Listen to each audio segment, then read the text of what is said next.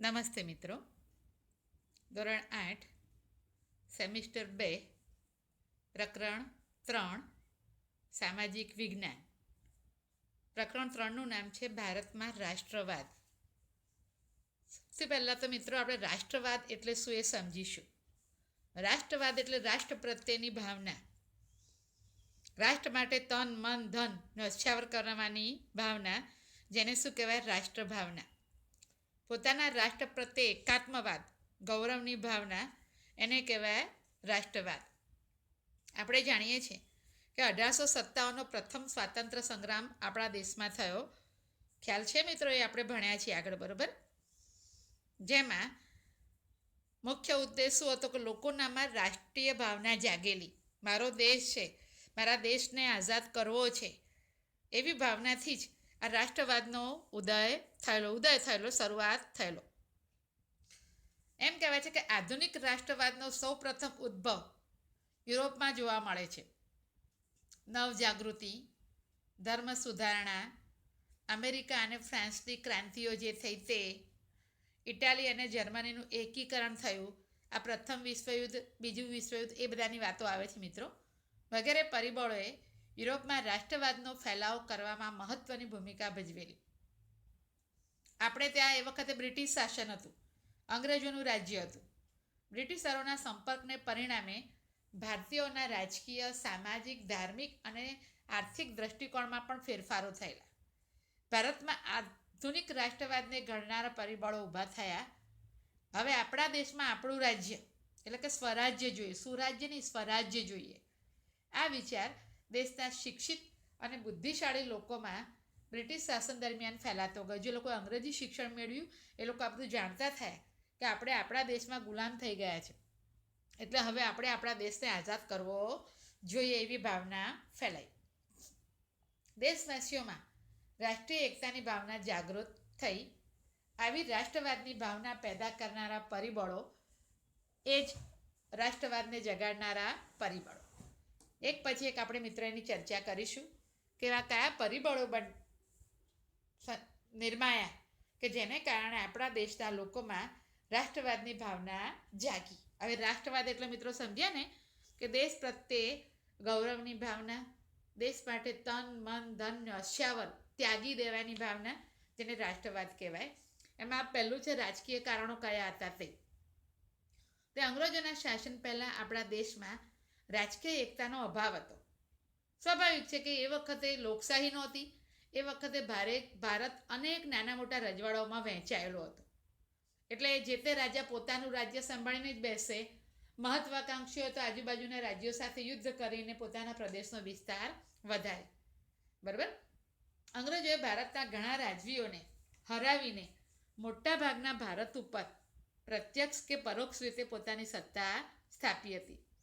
અંગ્રેજોના તાબા હેઠળ એક સરખું વહીવટી તંત્ર અમલમાં આવ્યું હતું. અંગ્રેજ શાસનનો અનુભવ એકંદરે સારો હતો નહીં. આવા અનેક કારણોસર લોકોમાં અંગ્રેજ શાસન સામેનો વિરોધ ઊભો થયો અને ધીરે ધીરે આ વિરોધ પ્રબળ થતો ગયો.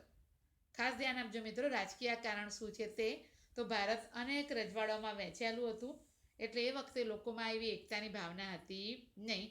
પણ આ વિપ્લવથી આ ભાવના લોકોનામાં આવતી ગઈ. આર્થિક બાબત, અંગ્રેજોની આર્થિક નીતિએ ભારતને પાયમાલ કર્યું હતું. ભારતના ભોગે પોતે સમૃદ્ધ બનવું એ જ એમનો ઉદ્દેશ હતો.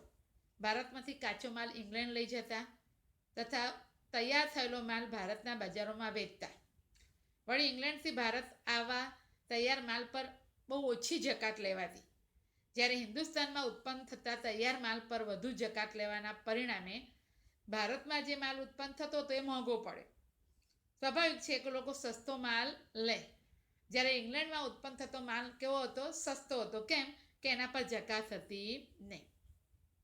આ કારણસર હરીફાઈમાં ભારતના હસ્ત ઉદ્યોગ અને ઉદ્યોગ ધંધા ટકી શક્યા નહીં. પરિણામે કારીગર વર્ગ બેકાર બન્યો. ભારતના ભોગે, મેં હમણાં જ કહ્યું ને કે ભારતના ભોગે ઇંગ્લેન્ડને સમૃદ્ધ બનાવવાની અંગ્રેજોની નીતિને કારણે પણ આપણી પ્રજામાં રાષ્ટ્રીય જાગૃતિ વધી. એ પછી આવશે મિત્રો વાહન અને સંદેશા વ્યવહાર. ભારતમાં રેલવે, તાર, ટપાલ, જમીન તથા જળ વ્યવહારના માર્ગો લશ્કરી, આર્થિક તથા રાજકીય કારણોસર વિકસાવવામાં આવ્યા હતા. છતાંય તેનાથી દેશના લોકોને લાભ થયો. એ વખતે અંગ્રેજો આ બધી સગવડો કોના માટે ઊભી કરેલી મિત્રો? પોતાના માટે, પોતાની સહુલિયત માટે. પણ લાંબે ગાળે આપણને એનો ફાયદો થયો. આ સાધનોના ઝડપી વિકાસથી વિશાળ દેશના માનવી એકબીજાની નજીક આવ્યા. કારીગર તથા વેપારી વર્ગ ધંધાર્થે એકબીજાના પ્રદેશમાં જવા લાગ્યા. તેમના વચ્ચે વિચારોની આપલે વધી, સંપર્કો વધ્યા. પરિણામે જ્ઞાતિ, કોમ અને જે પ્રદેશના ભેદભાવો હતા એ ઓછા થયા. રાષ્ટ્રીય નેતાઓ તેમના વિચારો તથા યોજનાઓ પ્રજાના તમામ વર્ગોમાં ફેલાવી શક્યા. એટલે હવે પ્રાદેશિક કક્ષાને બદલે રાષ્ટ્રીય કક્ષાની નેતાગીરી ઊભી થઈ, જે સ્વરાજ્યની સિદ્ધિમાં મહત્ત્વનો ફાળો એણે આપ્યો છે. એ પછી શિક્ષણ અને સાહિત્ય. હમણાં જ કહ્યું મિત્રો કે અંગ્રેજી શિક્ષણ મેળવવાને કારણે લોકોના વિચારો ઉદાર બન્યા. એટલું જ નહીં, લોકો સમજતા થાય કે આ તો આપણા દેશમાં ગુલામ છીએ. બરાબર. જોઈએ હવે ભારતીય રાષ્ટ્રવાદના ઉદયમાં અંગ્રેજી કેળવણીનો મોટો ફાળો રહ્યો. આ કેળવણીના કારણે પશ્ચિમની વિચારસરણીના દ્વાર ઉઘડ્યા. આપણે વિશ્વના સાહિત્યના પરિચયમાં આવ્યા એમ કહીએ તો ચાલે. આપણા દેશના લોકો અંગ્રેજી ભાષા શીખ્યા. વિશ્વમાં જે પ્રવાહો ચાલે છે એનાથી માહિતગાર થયા. આ કારણે અમેરિકન સ્વાતંત્ર્ય સંગ્રામમાંથી લોકશાહીની તથા ફ્રાન્સની ક્રાંતિમાંથી સ્વતંત્રતા, સમાનતા અને બંધુત્વની ભાવનાની પ્રેરણા મળી. લોકોનામાં આત્મશ્રદ્ધા વધી અને સૌ ભારતના ઉજ્જવળ ભાવિની કલ્પના કરવા લાગ્યા. દેશની પ્રાદેશિક ભાષાઓમાં નવલકથાઓ, નાટકો, વાર્તાઓ, કાવ્યો અને ગીતો વગેરે લખાયા. આ સાહિત્યે પણ આપણને રાષ્ટ્રભક્તિનો સંદેશો આપ્યો છે. એ પછી આવે છે મિત્રો વર્તમાનપત્રો. રાષ્ટ્રીય ચેતના ફેલાવવામાં વર્તમાનપત્રોએ નોંધપાત્ર ફાળો આપ્યો છે. બંગાળા, મુંબઈ, મદ્રાસ તથા બીજા પ્રાંતોમાં પ્રસિદ્ધ થતા અખબારોએ સરકારની નીતિઓની ટીકા કરી અને લોકોમાં રાષ્ટ્રીય ભાવના જાગૃત કરી. આગળ જોઈએ મિત્રો, ભારતનો ભવ્ય વારસો. પાશ્ચાત્ય પુરાતત્વવિદ એલેક્ઝાન્ડર કનિંઘહામ તથા તેના મદદનીશોએ ભારતના અનેક પ્રાચીન સ્થળોએ ખોદકામ કર્યા. પ્રાચીન સંસ્કૃતિની ગૌરવગાથાના અનેક અવશેષો શોધી કાઢ્યા. ભગવાનલાલ ઇન્દ્રજી જેવા ભારતીય પુરાતત્વવિદોએ પણ અનેક પુરાણા એટલે જૂના અવશેષો શોધી ભારતીયોને દેશની સંસ્કૃતિની ભવ્યતાનો ખ્યાલ આપ્યો. પશ્ચિમના વિદ્વાનોએ ભારતીય સાંસ્કૃતિક વારસાને લગતી શોધખોળ કરી. ભારતના વિદ્વાનો પણ એમાં જોડાયા, પુસ્તકો પણ લખાયા. ગૌરવપૂર્ણ સાહિત્ય અને સંશોધનથી દેશવાસીઓની રાષ્ટ્રીય અસ્મિતા જાગૃત થઈ.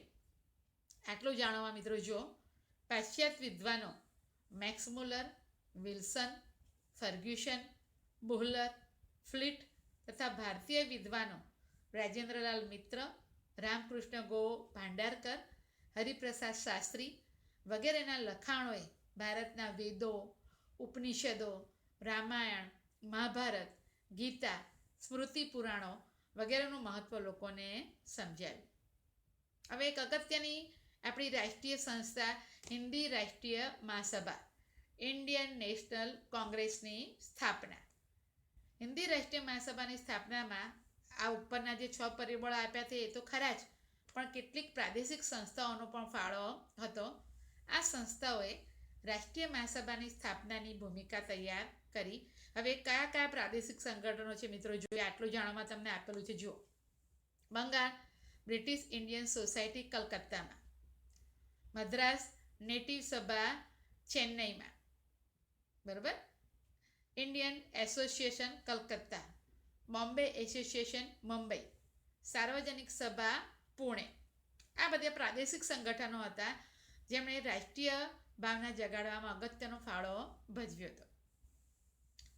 હવે આવે છે કે હિન્દી રાષ્ટ્રીય મહાસભાની સ્થાપનામાં કોણે અગત્યનો ફાળો ભજવ્યો, તો એ છે સર એલન ઓક્ટેવિયન હ્યુમ, જેને A.O. હ્યુમ તરીકે ઓળખવામાં આવે છે. નિવૃત્ત અંગ્રેજ અધિકારીને ખાતરી થઈ ચૂકી હતી કે બ્રિટિશ સામ્રાજ્ય ઉપરથી દેખાય છે તેટલું સલામત નથી. તેઓ માનતા હતા કે જનતામાં જે અસંતોષ છે અંગ્રેજો પ્રત્યે, જો એ ઘટાડવામાં નહીં આવે તો ઈસવીસન 1857ના સ્વાતંત્ર્ય સંગ્રામ જેવી ઘટના ફરીથી પણ બને. આ જન આક્રોશ, લોકોનો ગુસ્સો રોકવા તેમણે બંધારણીય સંસ્થા સ્થાપવાનો વિચાર્યું. એ વખતના વાઇસરોય છે ડફરિન, એમને સમજાવ્યા. નિવૃત્ત અધિકારીના વિચારને વાઇસરોયનો પણ ટેકો મળ્યો. તો આ હિન્દી રાષ્ટ્રીય મહાસભાની સ્થાપનાના મૂળ બતાવવામાં આવ્યા છે. A.O. હ્યુમના પ્રયત્નોથી ડિસેમ્બર 1885માં હિન્દી રાષ્ટ્રીય મહાસભાની સ્થાપના કરવામાં આવી. મુંબઈની ગોકુળદાસ તેજપાલ સંસ્કૃત પાઠશાળામાં 28મી ડિસેમ્બર, મિત્રો બરોબર યાદ રાખજો, ના હોય તો નીચે લાઈન કરી દેવાની, 1885ના રોજ વ્યોમેશચંદ્ર બેનર્જીના પ્રમુખ પદે તેનું પ્રથમ અધિવેશન મળ્યું. એમાં ભારતના જુદા જુદા પ્રદેશોમાંથી 72 પ્રતિનિધિઓએ હાજરી આપી હતી.